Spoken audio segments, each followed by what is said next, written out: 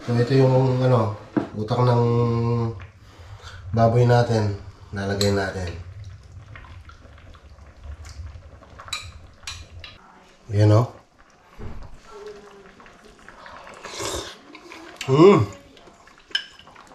Parang balot. Ang sarap mga kabalan. Kalinamnam. Sarap. Panalo.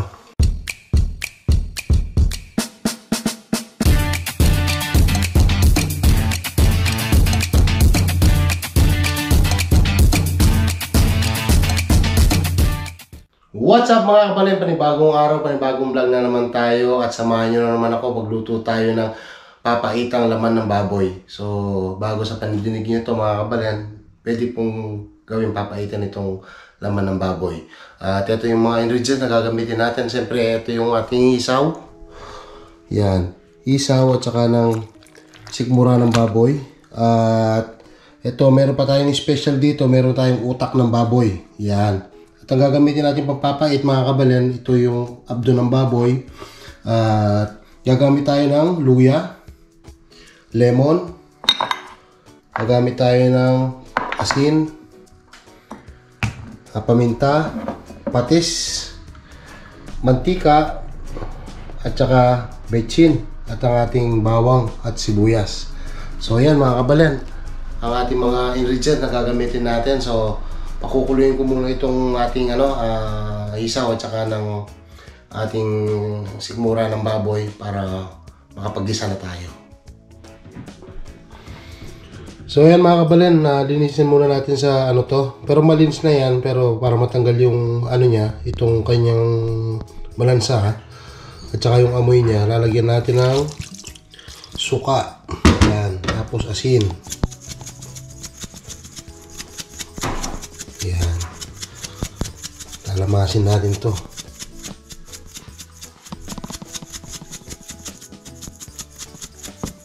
Para matanggal yung ano niya. Matanggal yung lansa. Tsaka yung dulas. Yan. Ito yung po pagtanggal ng amoy ng bituka.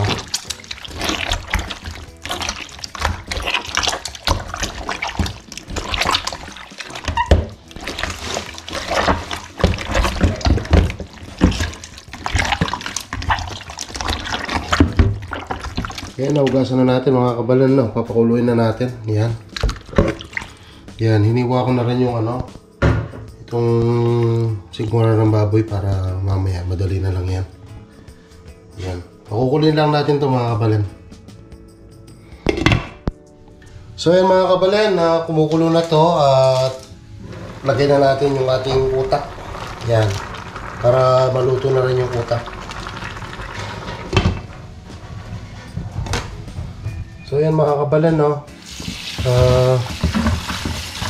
Bababad natin sa malamig na tubig itong ating laman loob para mahiwa na natin.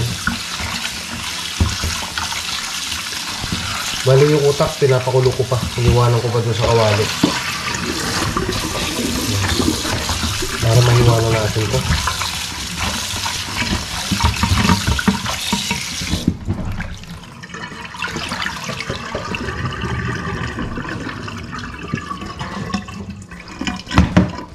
Hiwain na natin ito mga kabalin.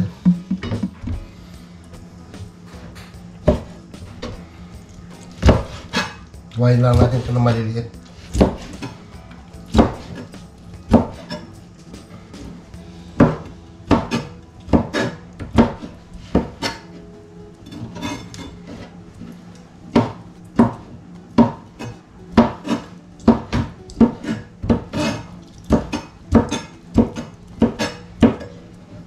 Bali, ganyan lang mga kabalan, no? Okay na laki niyan.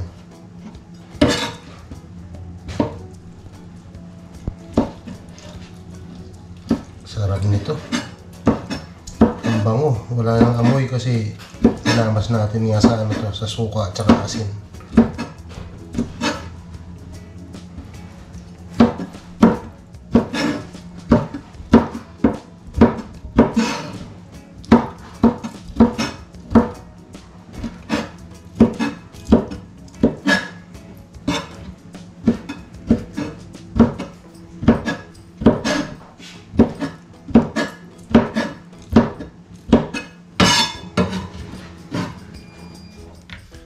umpisa na tayo, magigisa na tayo mga kabalan.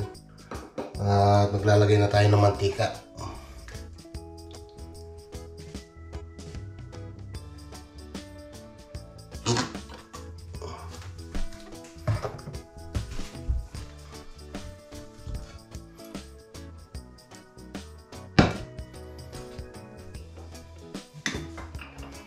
Unahin na natin yung ating luya.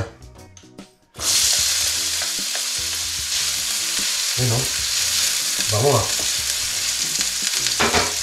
Kaya lang natin na medyo mag-brown ng konti ito para lahat ng lasa ng luya pumunta dito sa ating mantika.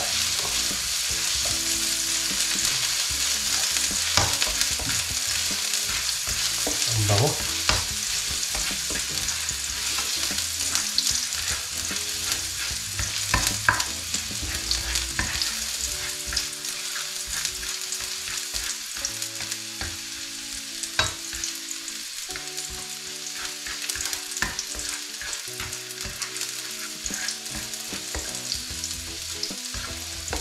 Yan, nag-golden brown na siya, nagba-brown na. So, sunod na natin yung ating bawang.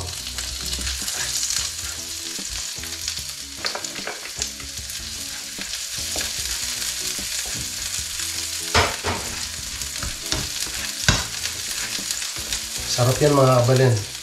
Yung para din papaitan ng ng tikmura ng yung lahat ng parte ng sa kambing ba. Parang ganoon din naman yan. Sa tayo kasi ginagawa namin dati pero hindi na natin na-vlog noon. Kasi nagbabawas ako ng noon, hindi ako masyadong palakain ng laman loob.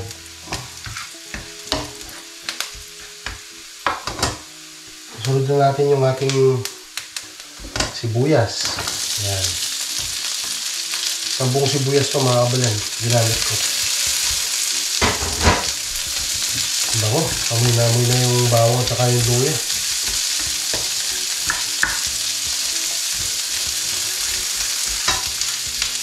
Bali ano na nga pala rito mga kabalan. 6:30 na ng gabi.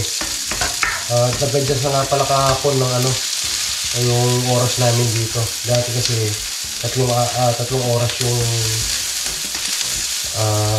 advance namin dyan sa Pinas. So ngayon bumalik na sa 2 hours.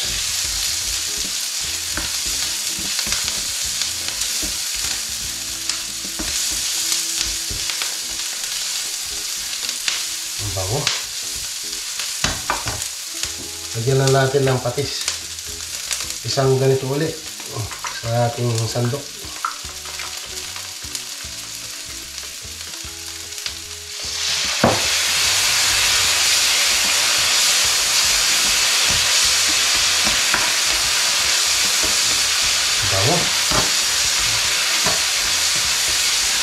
Yan, lagyan na natin yung ating laman loob.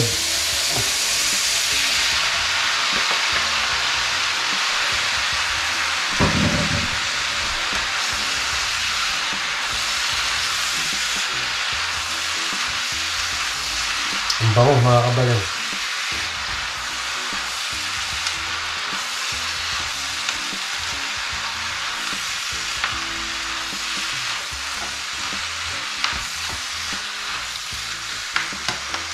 Lagyan na natin ng paminta.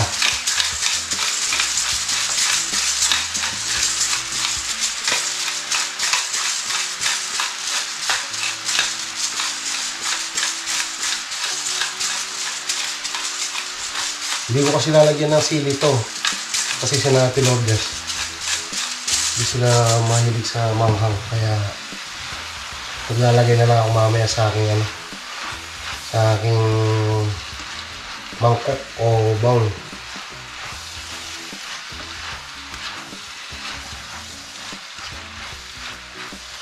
Yan. So lagyan na natin ng natin, Ajinomoto. Ayan o. Ang dami no. Ito yung binili natin eh. Yan, isang lang, sandakot lang.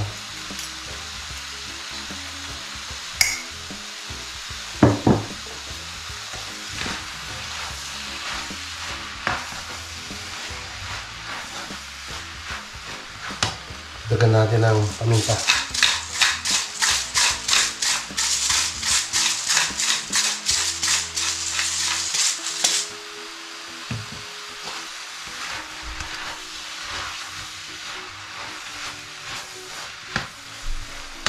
Lagyan na natin yung ating lemon.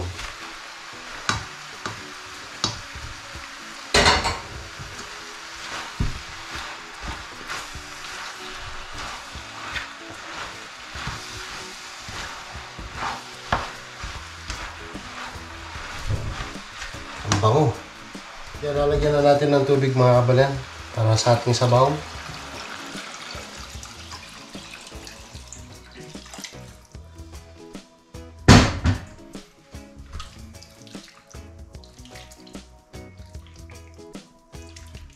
Ang bango nito.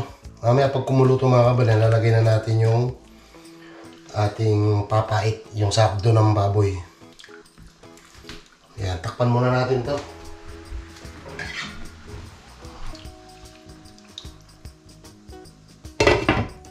So yan mga kabalan, tingnan natin kung tama na yung asin niya at saka yung kanyang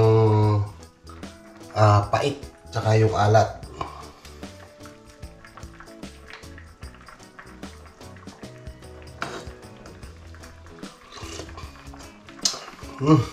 Grabe, ang sarap mga kabalan. Dadagdagan lang tayo ng konting asin. Okay na yan. Itong na yung mga kabalan. Ang sarap. Yan, naka-idea na naman kayo na pwedeng gawing papaitan itong laman loob ng baboy. Ano? So, ito. Lalagay na natin sa ating bowl o titikman natin ng gusto kung talagang malambot na itong laman loob. Napakasarap nito mga kabalan. Lalo na pag linagay mo yung utak ng baboy. Grabe.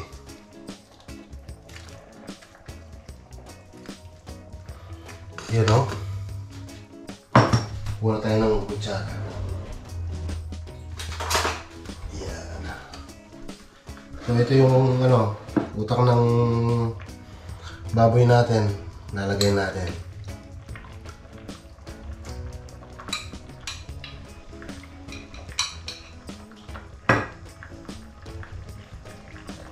Mas lalong sasarap yan.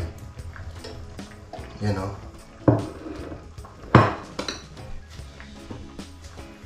Ito mga kabalan o.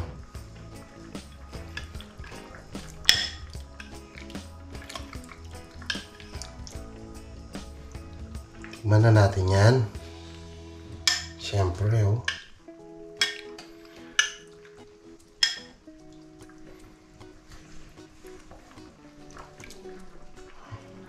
Yan o.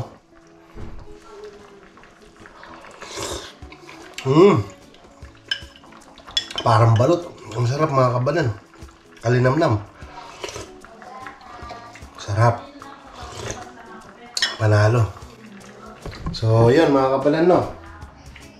Ayan, no? Ginamin nyo naman yung itsura niya. Ayan yung utak, oh. Oh, ito na yung ating papaitan. Napakasarap, oh. Grabe, oh. Yan, nag-moist. Yan, oh. Ang sarap mga kabalan. So, yun. Maraming salamat mga kabalan sa pagsama na naman sa napakasimpleng recipe natin. At sana meron kayong natutunan na pwedeng gawing papaitan itong laman loob ng baboy. So, maraming salamat at sa tiwala nyo at sa mga nanonood ng mga silent viewers ko. Hanggang ngayon, nandito pa rin kayo. At nagpapasalamat talaga ako sa inyo mga kabalan. At yun, hanggang dito na lang. Ingat po kayo. Kaluguran na kayo. God bless.